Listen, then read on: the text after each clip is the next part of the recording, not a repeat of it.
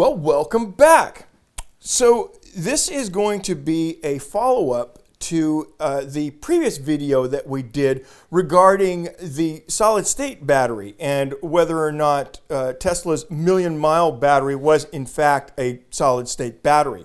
And I think we wound up laying out a pretty compelling case for that being true. And so in looking at the comments from that previous video, I noticed a bit of a theme, and folks were wondering whether or not Tesla actually had time to create such a battery. And we'll go ahead and examine that by running through a bit of a hypothetical product development path that will take us through from the time when I feel that the work actually began on their solid-state battery up until present day, where we will touch on some key dates along the way and see how this all fits together. And so grab your favorite beverage and let's get to it.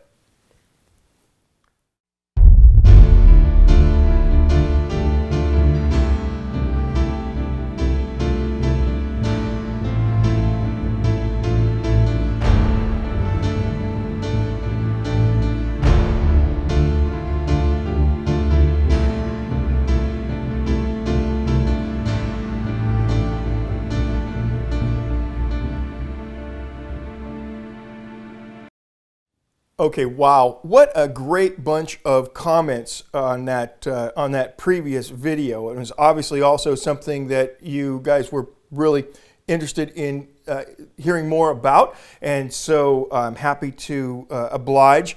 And again, as always, our content is driven to a great deal by those comments. And so one of the most common comments that I noticed in that previous video was that folks didn't seem to think that Tesla had enough time to be able to develop a solid-state battery. And it was also very telling that a couple of folks actually had thought that Tesla had only been working on this for a matter of months. And so that, I think, is in great part due to the papers that have come out recently. And then folks think, oh, well, you know, the time of development is from that announcement to present day.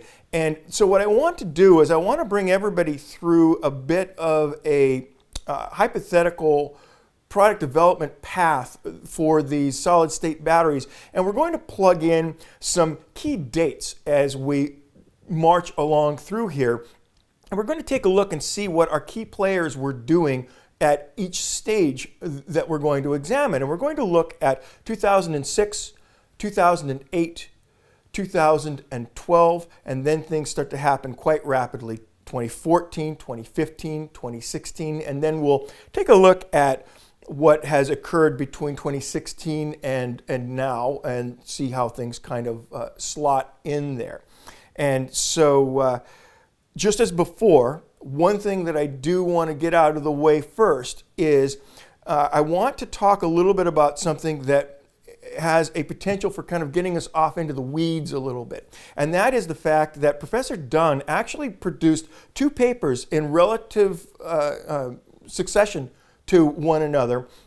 One of them was based on an additive that he developed for the electrolyte chemistry for the current types of batteries that are being used. And let's see if I can get this correct. What they added was vinyl carbonate.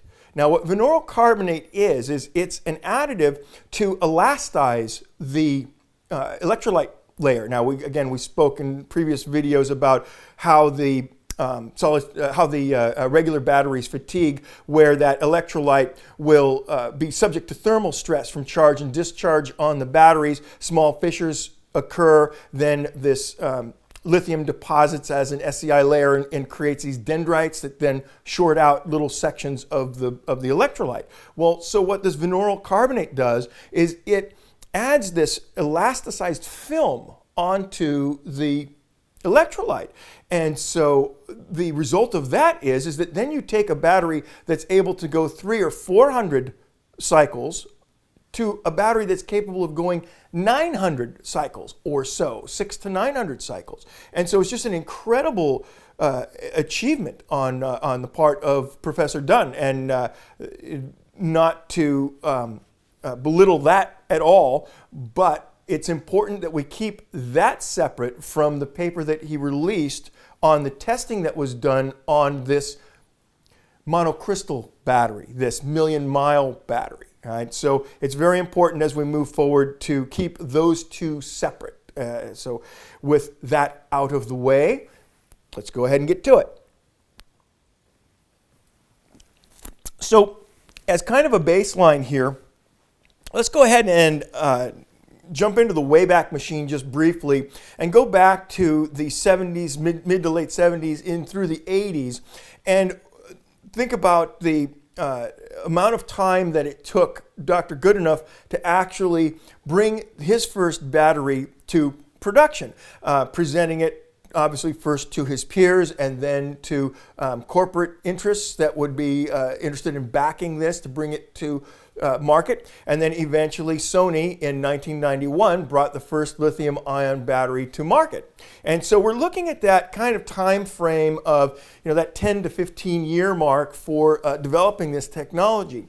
And so that's important because that really lines up and kind of sets the stage for what we're already seeing with what I think went on. And so again, let's go ahead and try and lay a compelling case for that. And so let's take a look at the key players. Now the key players are obviously Professor Goodenough and Professor Maria Helena Braga.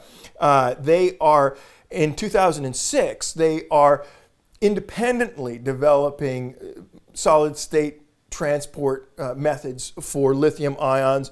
Maria Helena Braga is our overachiever here. She's actually also not only looking at lithium ions, but she's also looking at sodium ions as a transport medium for the electrons. And we'll maybe address that in a later video where we talk a little bit more about sustainability and how one goes about recycling the batteries after end of use and that kind of a thing. But that might be a good topic for a future video.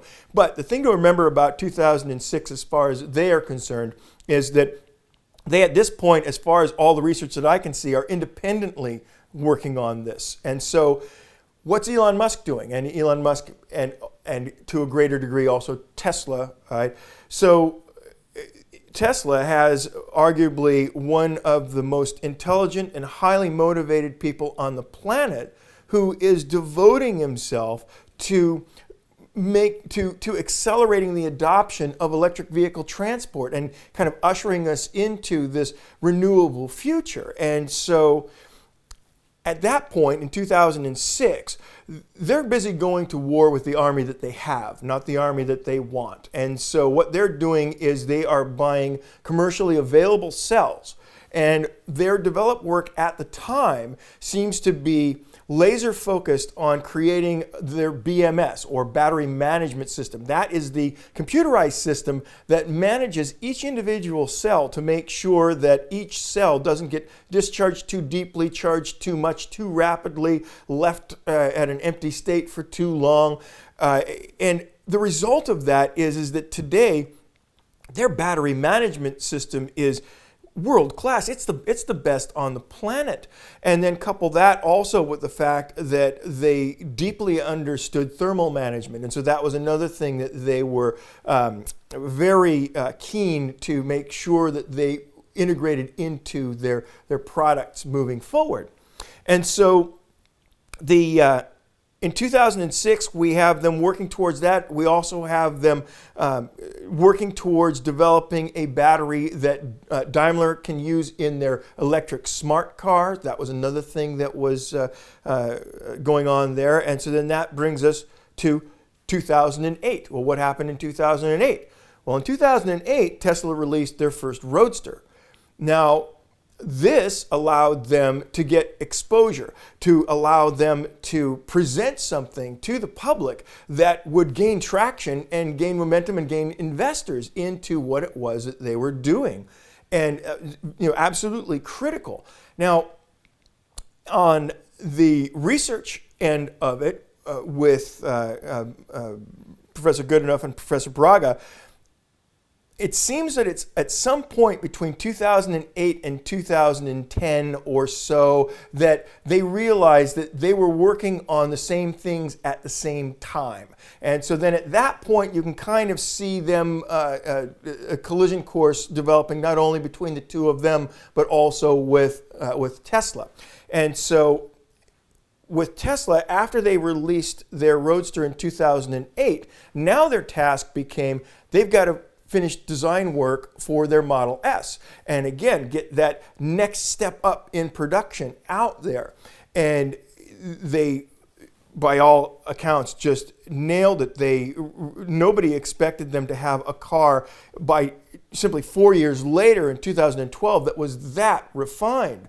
And I'm sure Mercedes helped them out a bit with some of that engineering. Certainly also they dipped into Mercedes parts bin. You can see some of that in Tesla's interior with the steering wheel and turnstocks and that kind of a thing. And so there was some collaboration going on there. And meanwhile, Tesla is understanding that they need to create what's called vertical integration, and that is that they need to basically own everything. And their goal at this point becomes they want raw materials to come in one side of the factory and cars to come out the other side. And the sticking point there obviously is the batteries. Now by 2012, they've got some manufacturing might, some core competency under their belt. And so by that point, they are most certainly starting to monkey around now with the chemistry in those batteries to be able to try and fine tune them. And this, by all accounts, in that 2012 to 2014 period is where they start working with Professor Dunn. Now, Professor Dunn's huge claim to fame at this particular period in time is the development of that manganese, nickel, cobalt architecture, that chemistry for the battery, which increased its energy density and also increased the battery's longevity. Now, 2014, you also see Tesla signing that contract with Panasonic because they know, again, they're after that vertical integration, and they know that they're going to have to provide Panasonic with a place to make the batteries, that they can't rely on Panasonic trying to increase their production using existing manufacturing areas. So they wound up then starting the Gigafactory and inviting Panasonic to work with them for that. And so at this point, you kind of see that collaboration already growing between Professor Dunn and Panasonic, and it's also around this time that you can also figure that Maxwell Technologies was probably sniffed out. Now, here's where I want to include a bit more of my personal experiences in how this all works. So with Align Technology, we had two main groups that worked jointly to bring in and develop technology. And again, I'm using Align's format for this because of the names that they chose for these groups. And it's nice to have names that actually are what they are. You have the Emerging Technologies Group, which is a executive level group, and these folks have contacts in academia and they have contacts at high levels with other corporations. Now remember, it's critical that this group have the power of the pen, that they then have the ability to then sign research grants or sign cooperative agreements with these other partners, whether they are other corporate partners or whether they're academic partners. So Tesla would have also had an Emerging Technologies Group. Whatever they called it, that's what it was, that's what it did. And likely, obviously, Elon Musk is going to be heavily involved in that. He studied energy physics in Pennsylvania. He carried that over in Stanford. He wrote a couple of papers on supercapacitors. And so he's going to be the guy that's going to wind up sniffing out some of these other technologies. And it's at this point that I think the argument can be made that he then started to get in contact with Professor Goodenough and Professor Maria Helena Braga, where they were jointly working on this solid state battery. And so the other thing that kind of solidifies that happening at this point in time is the other group that I was involved in with Invisalign, and that was the technology development group. So emerging technologies, again, they are an executive level group. Technology development are a group of process engineers that then take a close look at all of those emerging technologies and try and see if they can make a case for manufacturing. We look at what our raw materials are, where we're going to get it, how much those raw materials are going to be, what types of machinery are we going to need to actually manufacture these devices, and then do projections as far as both cost and time for what it's going to take to actually put these together to actually bring a product to market. And so our next stop on all of this is 2015. Now, in 2015, we have this. Now, this is Tesla's battery skunkworks, and that was constructed around 2015. And I know this to be the case because out front, they were actually installing what appeared to be a whole bunch of superchargers out in the front. And I was very interested in that, what might be happening there. And so I stopped by there and actually looked in the windows of that building. And I remember seeing that there were a lot of boxes on pallets at that point. And I remember thinking, oh, this is probably a parts annex for the Tesla factory, because the factory was only about a mile or so down Cato Road from where this battery skunkworks was. But let me tell you what was likely going on inside that battery skunkworks, and that was compartmentalization. So within that development works, now what they have to do is they have to build little areas so that they can invite Panasonic in, they can invite Professor Dunn in to set up a testing facility, and then also if they're working with Maxwell Technologies, say at that point, they'll be bringing them into one lab, and all these labs can then be kept separate so that the two don't cross talk, because at that point you have non-disclosure agreements with all of these folks so that you're not able to share information. And so then the process engineers like myself that worked with all of these technologies, because it's our job to bring them together, we have to be incredibly careful about information that to make sure that nothing gets shared amongst the groups. That's an absolutely critical thing that happens there. And so how do we know that this is what was going on in 2016? Well, we know that because of Professor Dunn's recent paper on the million-mile battery. Now, this is his work showing the testing regimen that he did and the results from that. But what caught my eye here on this chart here was this. Let's magnify that in. That's how long these batteries have been testing. And so then we'll pull up one other one. This shows some other various compositions, and what they're testing for here is how long the battery will actually hold a charge, sustain a charge for a period of time. And then here's the dates on this one. This one's been being tested for 4 years. And so he released this in 2019. And so all of this testing was then going on at that period of time. And so we know that that is solid. That is how long they have actually been developing these technologies. And so far from just a few months, now we start to realize, oh, this really is the culmination of over a decade of work to actually bring it to the point now where we see it, where we are just now on the cusp of having it released as a commercial product. And so ever since 2015, 2016, the process engineers have been working feverishly to try and figure out how big these battery packs are going to be, what are the machines going to look like to produce them, and all of that. And so now we're finally into that point where we can understand that the simultaneous release of the Roadster and the Tesla Semi was not an accident. Those two technologies were likely kind of dovetailing with that, that solid state technology to begin with. And then to finally solidify that, we have this image from Professor Dunn's paper.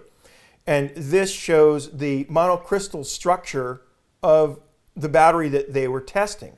And so now what we'll do is we'll pull up that image from our previous video where we showed the monocrystals of garnet that were produced through that spark plasma sintering technique that we talked about. And those two crystals look very similar to me. And so again, it's just that more of a reinforcement of that that this is actually a solid state battery that we're talking about with the million-mile battery. And so we won't make this video too long. We'll kind of cut it off here, but I do want to leave one little tidbit for Hans. He is a physicist that is a subscriber to the channel, and then also all of the physics nerds that happen to be out there. This is a video clip. I'll run it in a loop here. And in my previous video, I talked a little bit about garnet and that it had some magnetic qualities that were really interesting to me and that I thought might be something else to kind of look into and continue to research. And what's going on here is, what you're looking at is a monocrystal matrix of these small garnet crystals in a liquid.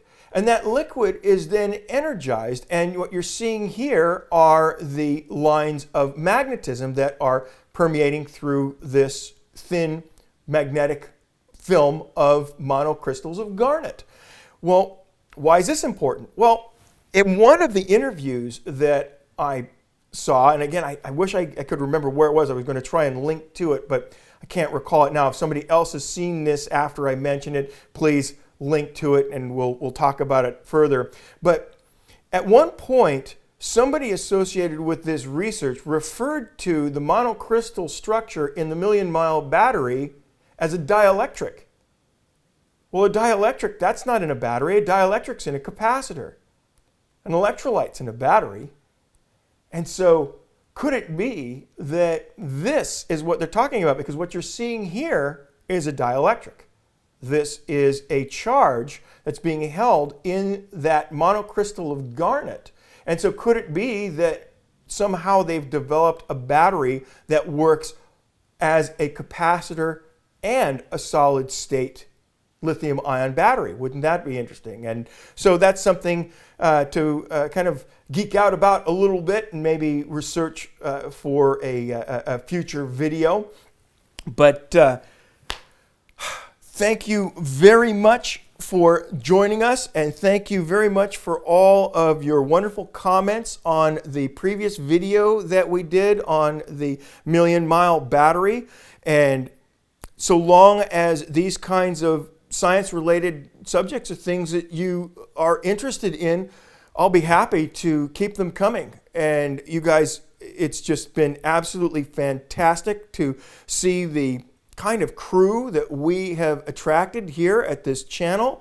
I'm very grateful for the participation of everybody with that last video. It's just been fantastic. So until next time, thanks for stopping by.